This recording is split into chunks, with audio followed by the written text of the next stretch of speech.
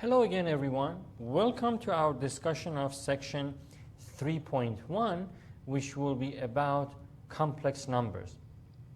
Complex numbers have vast applications in mathematics. There are courses in mathematics that are specifically designed about complex numbers, but in this course we have only one section on the subject, and after this we won't be considering the complex numbers unless they might come up in solutions of quadratic equations. Sometimes we do get complex solutions to quadratic equations, but other than that, it will not, except this main section, we won't see this, we won't see much of them, but they are an important part of mathematics. Those of you who plan to be mechanical engineering, electrical engineering, computer science majors, this will come up in your other classes, so you should become very familiar with them. And if you're not majoring in those, then I hope you spend the time and fully learn the subject, just because I hope that you're curious about complex numbers. They are a fascinating part of mathematics. I've taken one full course as a math major on the subject, and it was a very cool course. It was called Complex Analysis, for those of you who are interested in it. Okay, before we begin, I'd like to review this list with you, that before you watch this video or attend the class, please spend half an hour to 45 minutes to skim through this section and get the gist of what the subject is talking about. And then as you attend the class and take notes here as you watch the video, then pay particular attention to things that might be of question, things that you're not quite sure if you fully understood. Make a note of those in your notebook. And so the questions are important, and also things that you hear or see that might be important to you individually. Also write those down. And then, of course, as you review your lecture notes and as you look back at the textbook section, please redo those solved problems in the textbook and the problems that I go over here in this video on your own without looking at the solutions. And then complete all the homework assignments by the due date, of course, and please continue reviewing previous material. If you spend half an hour a week reviewing the older material is enough, just enough to keep things fresh in your mind.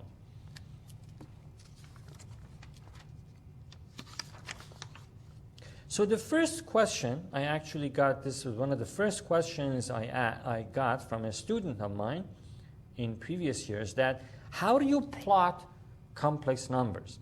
Well, remember the old XY axis?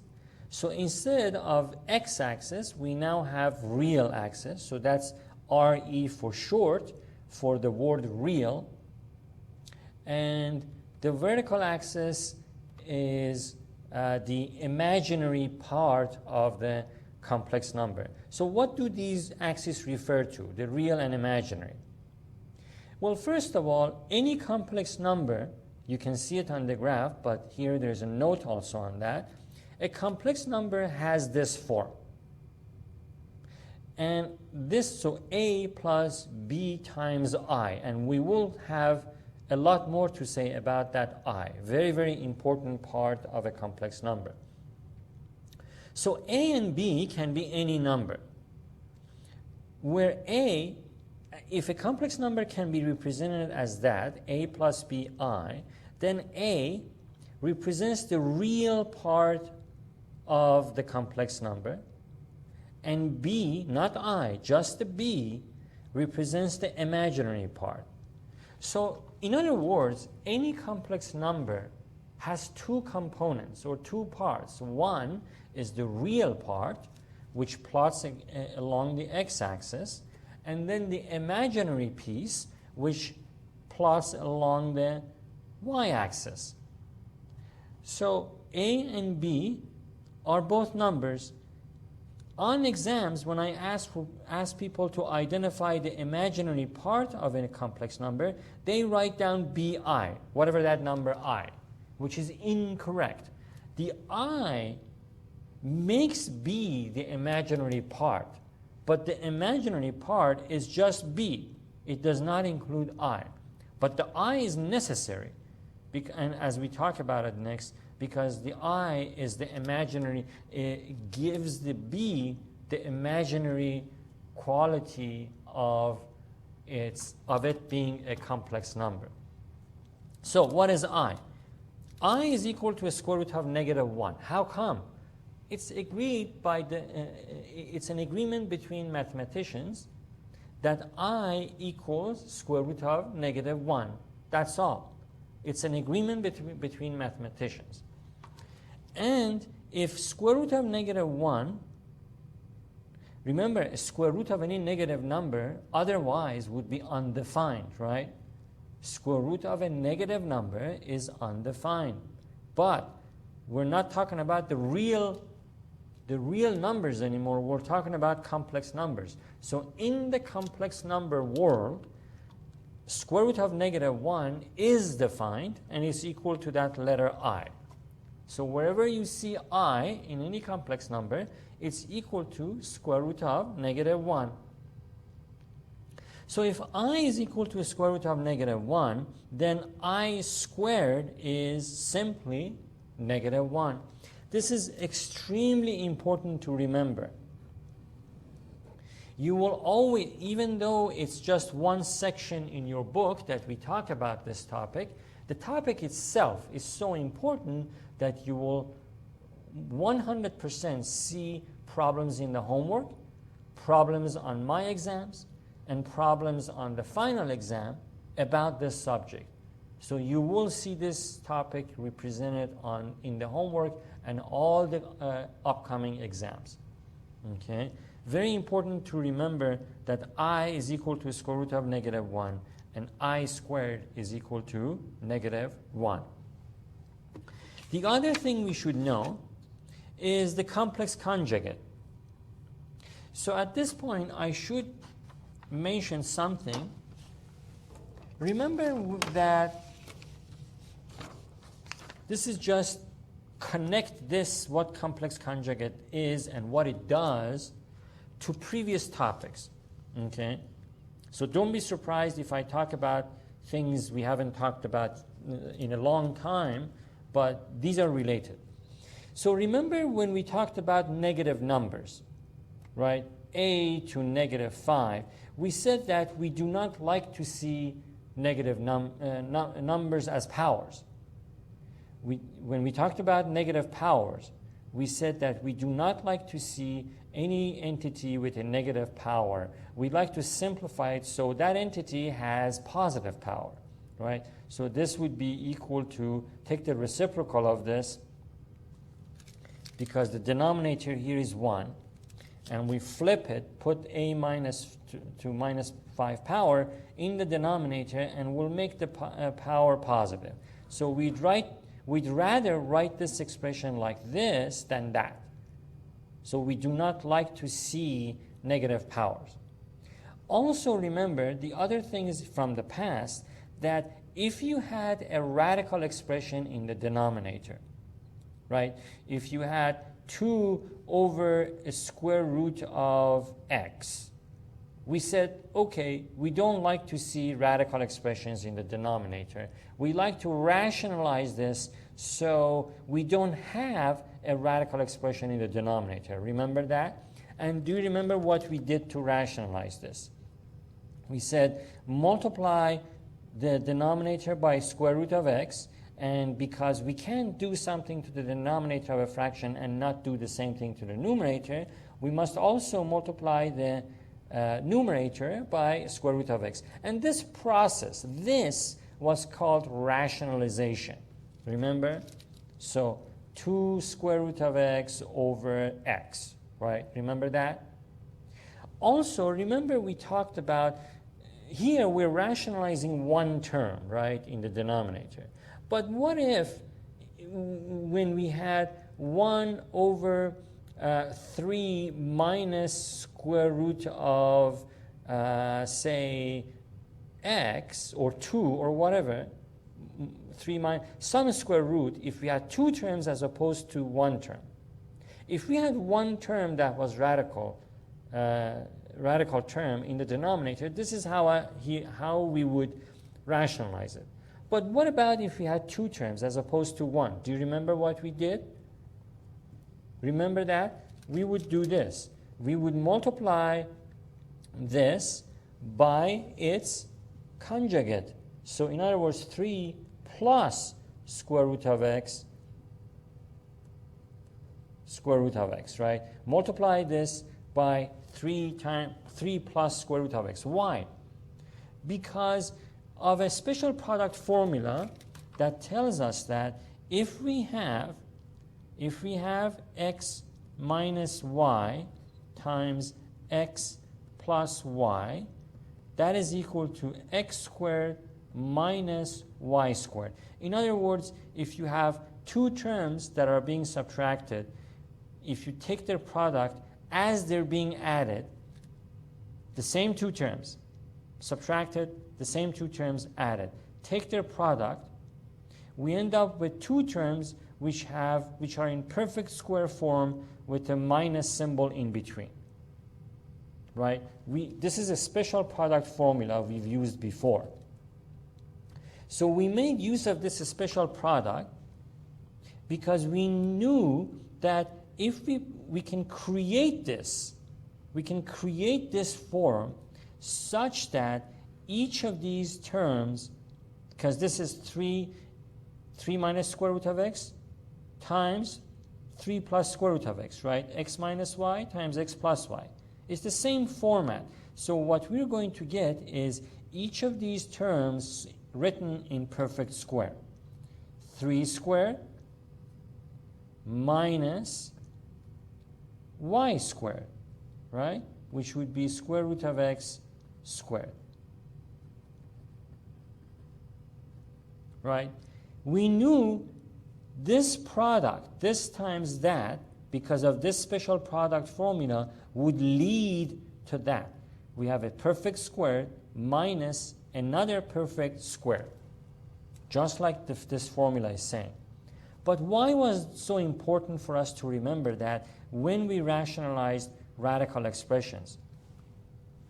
It was important because generating this perfect square would help us get rid of this radical, which was necessary action to take as we rationalize these 2 terms, the denominator of this fraction, right? So what did we end up with? We ended up with 3 plus square root of x over 3 squared is 9 minus square root of x squared is simply x. And there we go. We have rationalized the denominator. But the main reason I'm bringing this up is because this is very much related to what we're going to do in this section with complex numbers. Just like when we didn't like to have negative powers and we had to write them in positive powers, just like when we didn't like to have radical expressions in the denominator, and whether we had 1 term or 2 terms, we rationalized the denominator to get rid of the radical expression from the denominator. Here, in this section, we do not like to have complex numbers in the denominator. So we have to, once again, do something about it to get rid of any complex number in the denominator. The other thing we like to do is to write complex numbers in terms of their real parts and the imaginary piece. The real part and the imaginary piece, okay? That separation of parts necessitates that we rationalize the denominator of a complex number, or in other words, we do something to the fraction so that in the denominator we have no complex numbers. The ultimate goal, of course, being that the real part and the imaginary part should be written separately. Okay? So that's why I bring this matter up from the past because it's very much related to what we're going to be doing in this section. So complex conjugate, the conjugate of a complex number that is a minus bi. So now we have a name for what I was talking about in that formula. X plus y times x minus y, right? That's what we mentioned here. X minus y times x plus y. So this kind of arrangement is called the conjugate. So you have two numbers, the same two numbers, and they're being multiplied by each other with the only difference that the sign in the middle is opposite. Okay, and this will be the result. We always get a perfect square minus another perfect square. So the complex conjugate, in this case, we don't just call them conjugate, we call it complex conjugate. So the complex conjugate number, the conjugate of the complex number this is a minus bi. So the same two terms with the middle term having the opposite sign. So if this is minus, that is positive. If this is positive, then the complex conjugate of it has to be minus in the middle. So the numbers a plus bi and a minus bi are complex conjugates. Okay, very important. So let's take a look at these examples one by one. First one, in the complex number 3 minus 8i, the real part is, and the imaginary part is that. So please answer these questions before you see my answers. Okay? I'm counting on you that you've already done that, and now you're back. So the complex number this has the real part, which is 3. The 3 is the real part, and the imaginary part, which is minus 8. Notice I is not part of the imaginary piece. I qualifies negative 8 to be the imaginary piece of this complex number. In the complex number this, the real part is, we have to separate these, right? The real part is minus 2 over 7, and the imaginary part is minus 4 over 7. And I hope these answers agree with what you have written down.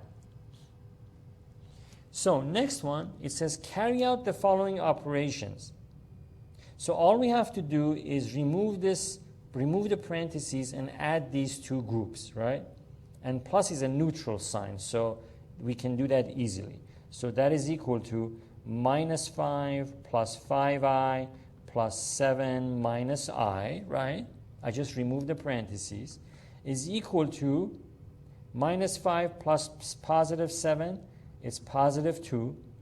5i minus I, it's plus 4i. Oops. Okay, so we have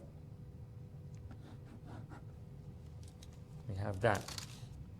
The next example, part B, please complete that before you see my solution. But the important thing about this is that the minus in between the parentheses is not neutral, right?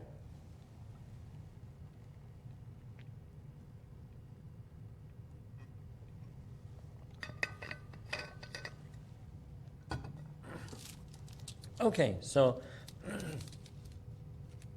I'm going to remove the parentheses, keeping in mind that I need to distribute this minus into both terms.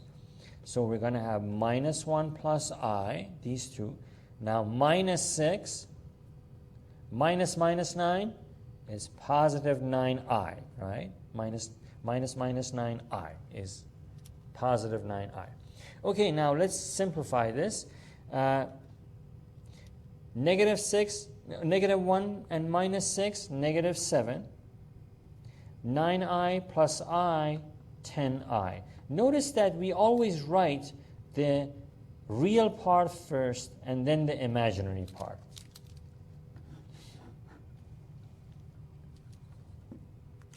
Okay.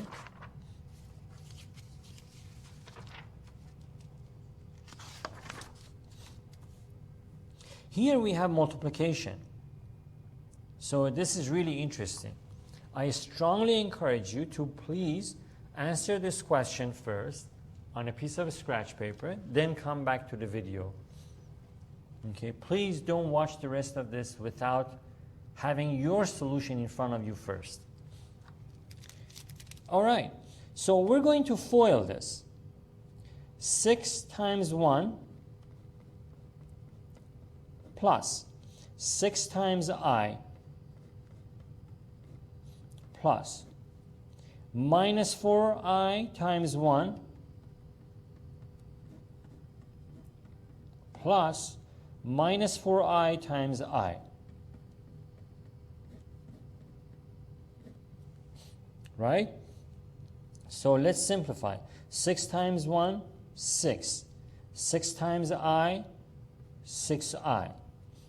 Minus 4I times 1, minus 4I. I got to be careful here because minus 4I times I, what did we say about I squared? We're going to have minus 4I squared. What did we say what I squared is equal to? I squared is equal to negative 1. I is equal to square root of negative 1.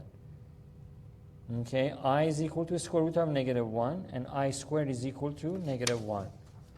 So I have to keep that in mind as I multiply these two terms. So this will be minus 4 times I squared. Okay, I squared. I didn't want to simplify. I wanted to write this as a separate step. But let's simplify this expression a little more. So 6 is 6. 6I minus 4I is positive 2I. Here we have minus 4. I squared is equal to negative 1. Okay? Then we have 6 plus 2I minus 4 times minus 1 is positive 4. So we have 6 plus 4 is 10 plus 2I. Right? I hope this agrees with the answer that you have in front of you. Okay? If not, make sure that you follow what happened here and what happened on your own paper, and if you don't see where the discrepancy is, please let me know with your questions. Okay? So here we want to rationalize the denominator of the following complex numbers. This is where the complex conjugate comes in, right? That's why that is so important. And simplify to the extent possible. Hint, multiply the numerator and the denominator by the complex conjugate of the denominator. Simplify the result and write the real and imaginary parts separately. We're going to do exactly that. So, it's basically saying what we used to do with denominators that had radical expressions in them, right? But here we have complex number. We do not like to have complex number in the denominator. So multiply this by the complex conjugate of the denominator. Complex conjugate of the denominator is 1 plus 3i. Okay? And we can't do this to the denominator and not do the same thing to the numerator. So 1 plus 3i multiplied by the numerator. Okay, so what do we have now? In the numerator, we have 3 minus 4i times 1 plus 3i divided by 1 minus 3i times 1 plus 3i, right? So in the denominator, we have that special format, right? We have this situation. Remember this? That's a special product formula that I've asked you to memorize because it comes in so handy so many times in this course. So the same numbers subtracted and added, multiplied by each other, gives us the square, a perfect square minus another perfect square. which is that, right? The same two numbers subtracted and added. So what do we have in the denominator? In the denominator, my ink is drying up. Let me grab another pen. So we're going to have the perfect square of the first term, so 1 squared, minus the other term's squared, 3i squared. That's what we're going to get in the denominator. How about the numerator? Well, in the numerator, we're going to have to FOIL things. So 3 times 1 plus 3 times 3i plus minus 4i times 1 plus minus 4i times 3i.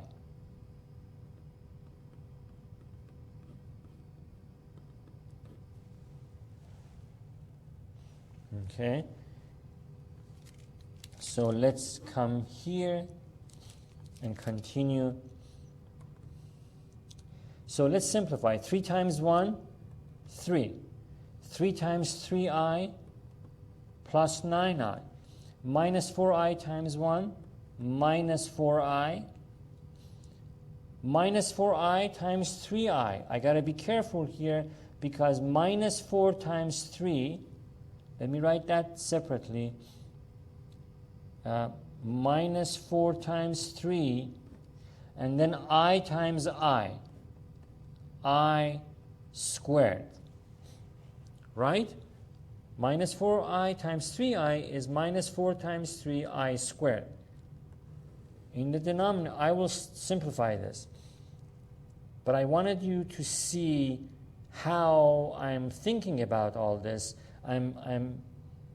I squared eventually will be, in the next step, will be negative 1, right? So we're heading in that direction. 1 squared is 1 minus 3i squared. Okay, 3i squared. 3 squared is 9, right? I squared is negative 1. So I'm simplifying this step by step. Next, we have 3 plus 9i minus 4i. That'll give us 3 plus 5i, right? Negative 4 times 3 times negative 1, right? I squared is equal to negative 1. Right? Let me write that down. Let me write it here. So plus minus 4 times 3 times negative 1 divided by, let's simplify this, minus 9 times minus 1, positive 9, plus 1, 10. So what do we end up with? We end up with 3 plus 5i minus 4 times minus 1 is positive 4 times 3, 12, plus 12 over 10, right?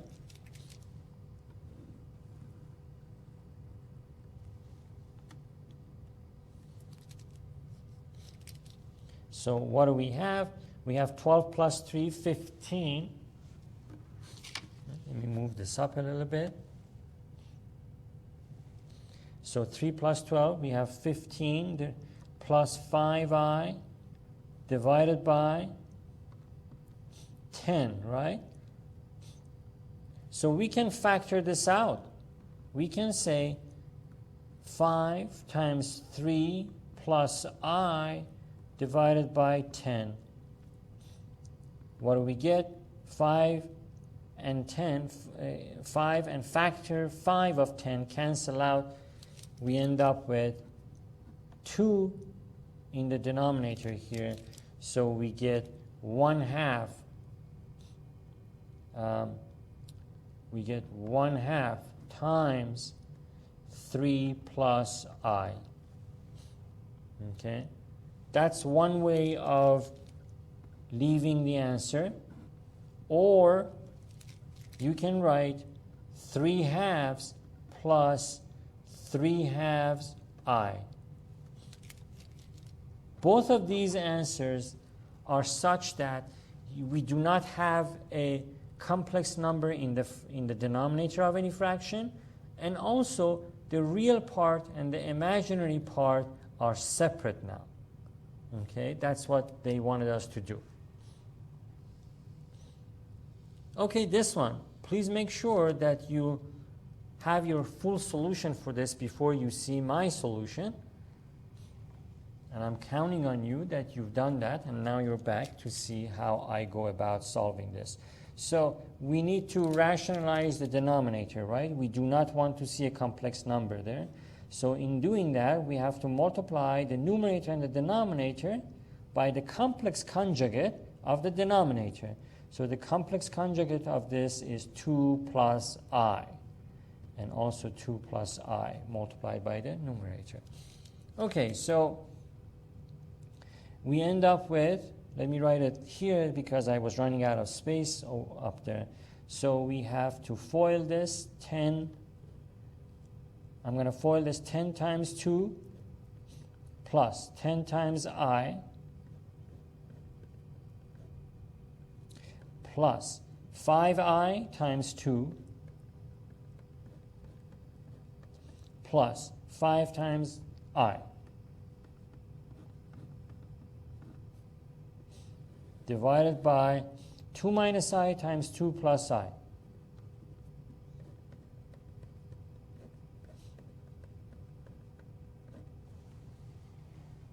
Once again, we have a special product here because we have the same two numbers subtracted and added to each other, and they're being multiplied. So that's a special product.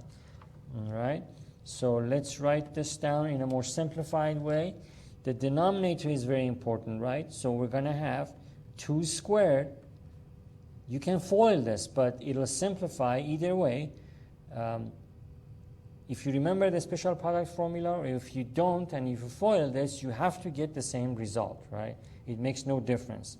So 2 squared minus I squared. That's the denominator. And I squared, you know, is equal to -1, right? So the numerator, 10 times 2 is 20, plus 10I, plus 10I again, plus 5 times I squared, right? So let's simplify this one more step. We have 20 plus 20I. Here, I squared is -1 times 5 is -5. Divided by 4 minus I squared is -1. Right? We talked about that here. I is equal to a square root of -1, and I squared is -1.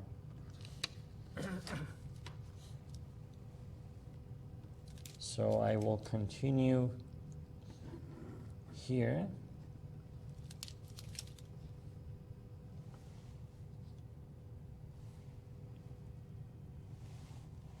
Okay, so we have 20 minus 5, which is 15, plus 20I, divided by 4 minus -1, that's +1, plus 4 is 5. So once again, looks like we can factor 5 from the numerator. So 5 times 3 plus 4I. Remember, factoring is the opposite of the distributive property. So if you have doubts about how this factoring was done, just redistribute the 5 into each term. You will get this back. So 5 times 3, 15, plus 5 times 4I, 20I. And of course, the denominator is just 5. Now, these two cancel out, and we end up with 3 plus 4I. And of course, you can see that the complex number in the denominator is gone. And what we end up with is separated into real part and the imaginary part, which is 4.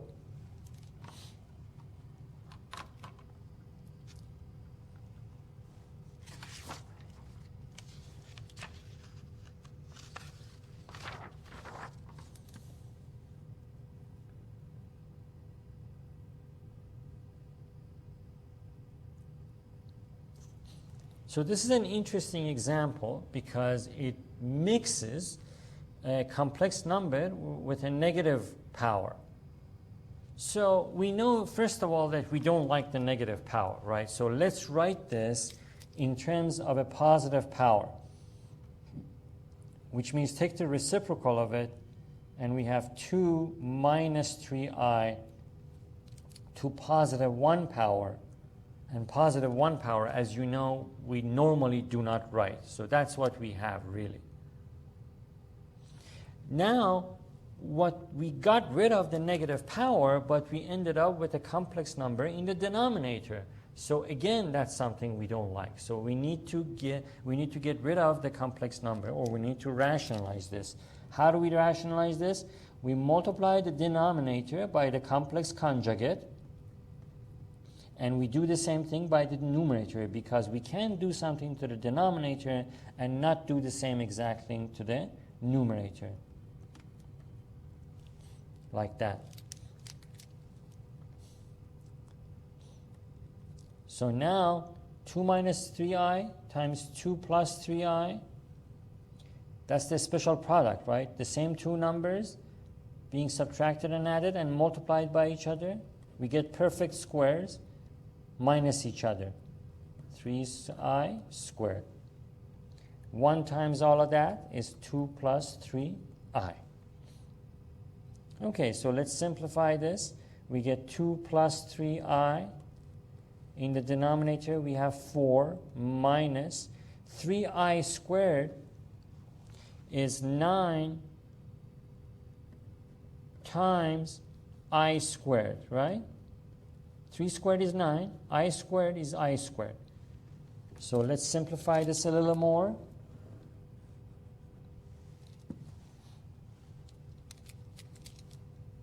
In the numerator, we have 2 plus 3i divided by 4 minus 9 times I squared is minus 1. So what do we end up with? We end up with 2 plus 3i divided by 4 plus 9, 13.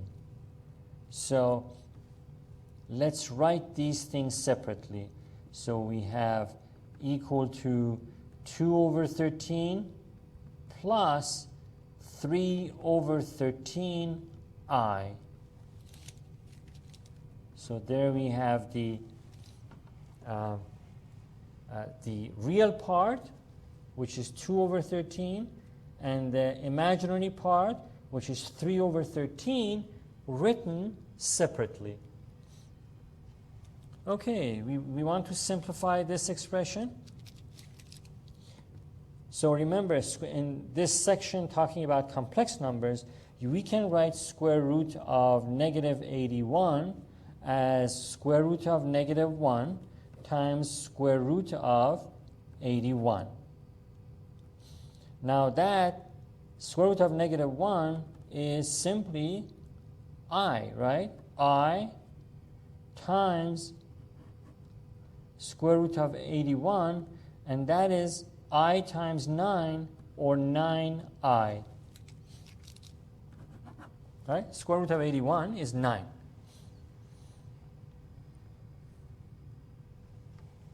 How about this one? Please pause the video if you haven't done so already. Answer this and then come back to the video. So I'm assuming you've done that. So let's break this apart. So square root of negative 7, we can write that as square root of negative 1 times square root of 7 times, again, square root of negative 1 times square root of positive 63. Right? We can write that expression like that. In other words, take the negative piece out of it, square root of negative 1. But square root of negative 1, we learned earlier in our notes here that square root of negative 1 is equal to I. Right? So we have, let me continue here because I'm a little bit limited in the space here.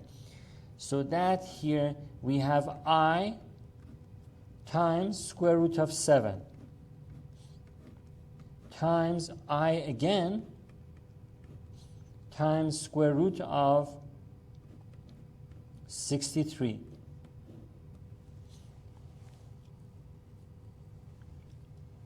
Right? So, okay. So I times I is I squared. So we're going to continue here.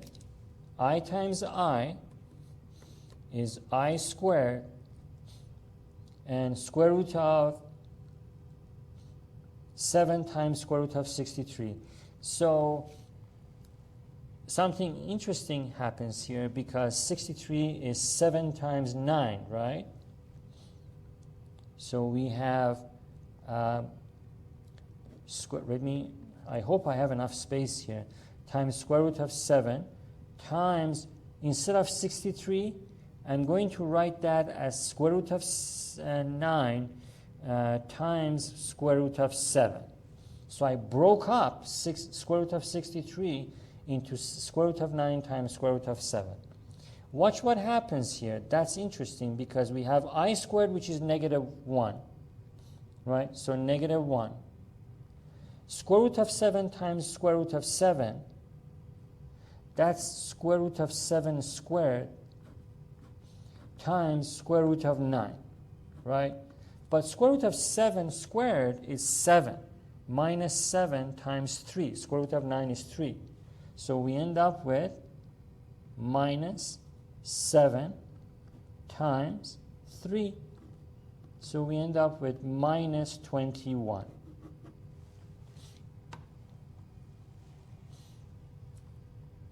Okay? By the way, we cannot say minus times minus is positive, okay? Not here. Not with respect to complex numbers. That is not a valid operation. As a matter of fact, at the end of this worksheet on page 4, I have a note pertaining that. Okay, so we could not say, we had to break this up into square root of negative 1 times square root of 7. And then take square root of negative 1 in both of these situations equal to I, as we did. We could not say negative times negative positive. This is this is not the same thing as the real numbers. Remember, with real numbers, we could say two negatives multiplied by each other is positive. We could not say that here. Okay. All right, so here it says find all the solutions of the given equation and express the final answer in the form that. So this is just a hint to us, right? That tells us that expect that the answer to this quadratic equation is going to be complex, not real numbers. Okay, so because of that, I already know I have to use the quadratic formula, because apparently that's how this quadratic function or quadratic equation is a prime quadratic equation, which means it does not have any factors. So to find the solutions, we must go through the quadratic formula. So here we know that a is equal to 1. I'm about to use the quadratic formula. I hope you remember that. B is equal to minus 8, and C is equal to 17. And in case you don't remember the quadratic formula, here is the opportunity for you to remember it. Minus b, x equals minus b plus or minus square root of b squared minus 4ac divided by 2a. Okay, so let's plug in and find out. Minus b would be minus minus 8 plus or minus.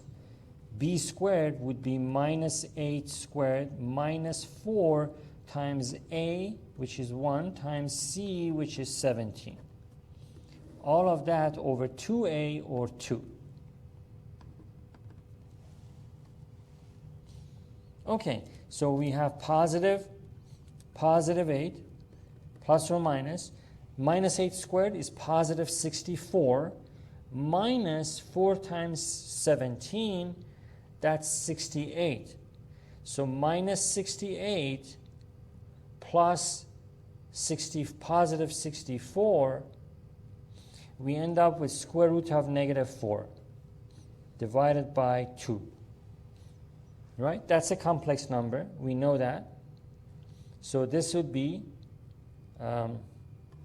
x equals 8 plus or minus square root of negative 1 times square root of 4, right? Divided by 2. So this is I.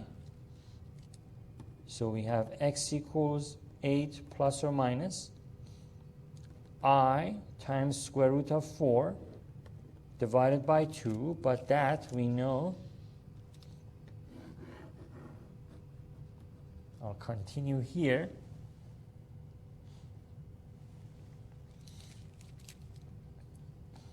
That is equal to x equals 8 plus or minus square root of 4 is 2i over 2, right? So we can definitely factor the 2 in the numerator.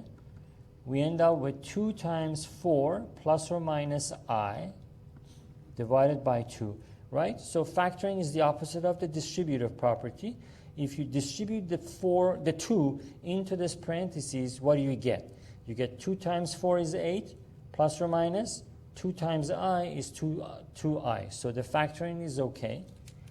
And the 2 is being multiplied by all of that, so we can cancel them out, and we end up with x equals 4 plus or minus I. If you get some question like this in the online homework assignment, then that computer program might ask you to enter your answer separately. So if it asks you that, all you have to do is this: x equals 4 plus I, and x equals 4 minus I. You separate the answers like that. That's all you have to do. Okay.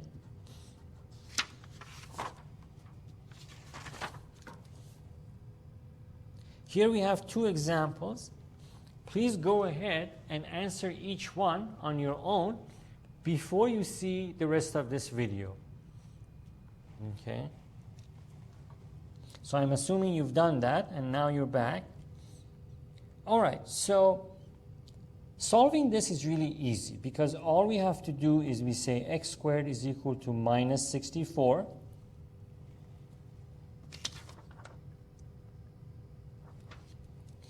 And then take the square root of both sides. What do we get? Square root of x squared. Is this right? Is it missing something, or is it right? It's missing something, but I've intentionally omitted it so to test if you remember what should be added here. Remember the square root property? Remember what it says? It says when you take the square root of the property, this side being the variable and that side being the constants, the other side, the constant side, gets the plus or minus. Remember that? Okay. So that is by square root property. Square root of x squared is x equals plus or minus. What do we have here? We have a complex number. So let's separate it into, so negative 1, square root of negative 1 times square root of 64. Right? So now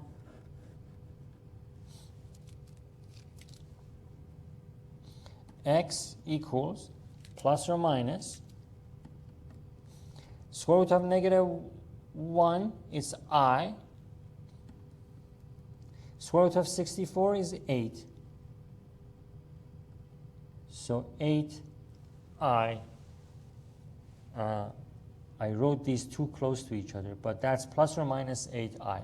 So you can give the answer either like that, or if the computers ask for the answers, for the 2 answers to be separate, then you'd say 8i and also x equals minus 8i. Okay, that's that. I hope you were able to follow this, and I hope these answers match the ones you have on your own paper. as you watch this video.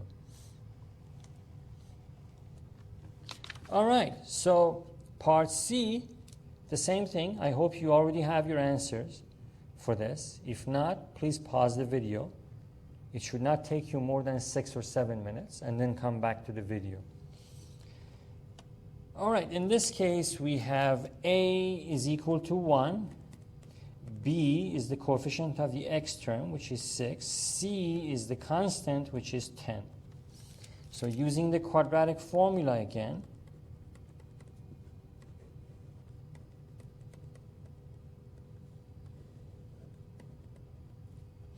we have x equals minus b, so minus 6, plus or minus square root of b squared minus 4 times a times c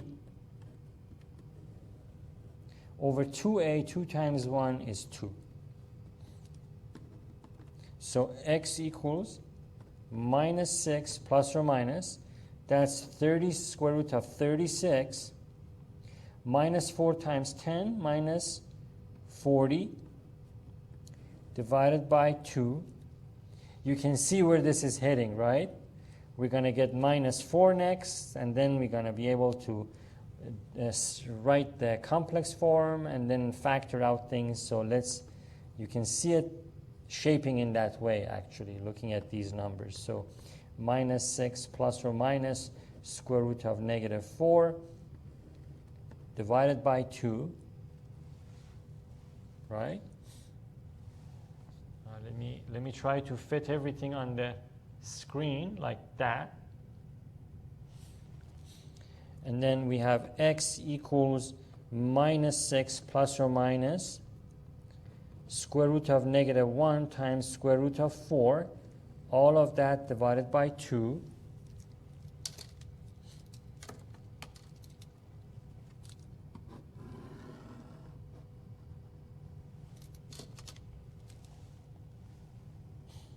So then we have x equals minus 6 plus or minus I times square root of 4 over 2, right? Square root of negative 1 is I. Then square root of 4 is 2, so minus 6 plus or minus 2i divided by 2.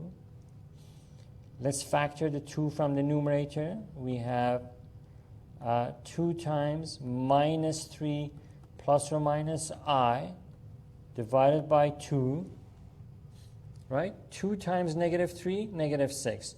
2 times plus or minus, 2 times I is 2i. Okay.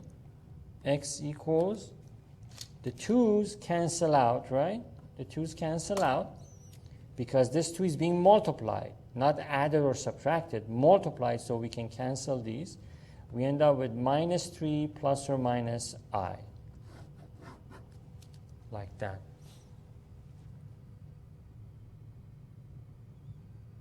I hope this agrees with your own answer. All right, so this last part, of course, we get to that note that I mentioned earlier, that when you have, with complex numbers we're talking about now, these are not real numbers. With complex numbers, if you have 2 complex numbers like that, you cannot, see, that is, you cannot, these 2 sides are not equal to each other.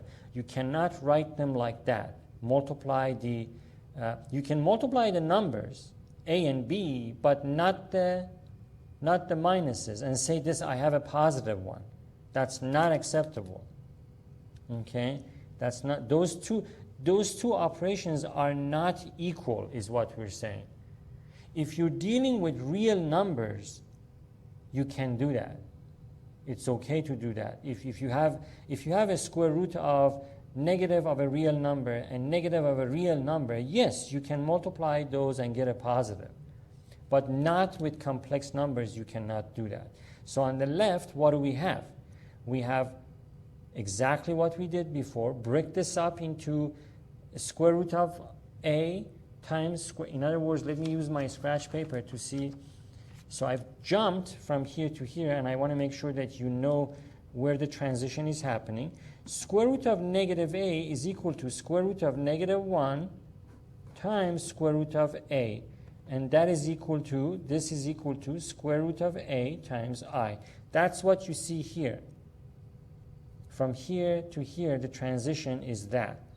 Square root of negative a can be written as square root of negative 1 times square root of a. And that is the I when we're dealing with complex numbers. Okay? With real numbers, this would be undefined. But with complex numbers, it is I. And for b, or square root of negative b, the same thing, right? With that one. With square root of negative b, let me move this up a little bit. With square root of negative b, again, reminder, we're dealing with complex numbers here. So you got to split this into its square root of negative 1 times square root of b. Then that is I times square root of b, or square root of bi. So on the left, with the complex numbers as that, we have this, right? Square root of a, I, like that, and square root of bi, like that. So we're multiplying those two. What do we get? We get I times I, we get I squared. I squared is negative 1, which you see here. And then, of course, square root of a times square root of b is square root of ab. So with complex numbers, we end up with minus square root of ab. But with real numbers, we could multiply the minuses and end up with square root of ab. But the point is that that is not equal to this side. So dealing with complex numbers, we cannot multiply the negatives and say we have something positive. Okay? With real numbers, we could do that, but not here. Okay? And we made use of that in this example. If you recall, please, this example, remember this one? Remember this example in particular? That one? That's what we did, right? We said square root of negative 7. We couldn't say minus minus is positive. That's for when you have real numbers. Here, square root of negative 7 is square root of negative 1 times square root of 7. So we pull the I piece out, the I being square root of negative 1, square root of negative 1. Okay, so we did an example of it here, observing what that note is referring to. Okay, so we have come to the conclusion of another section. I hope it was useful. If you have any questions, please remember to bring them to my attention. For now, have a nice day, and I'll see you again next time.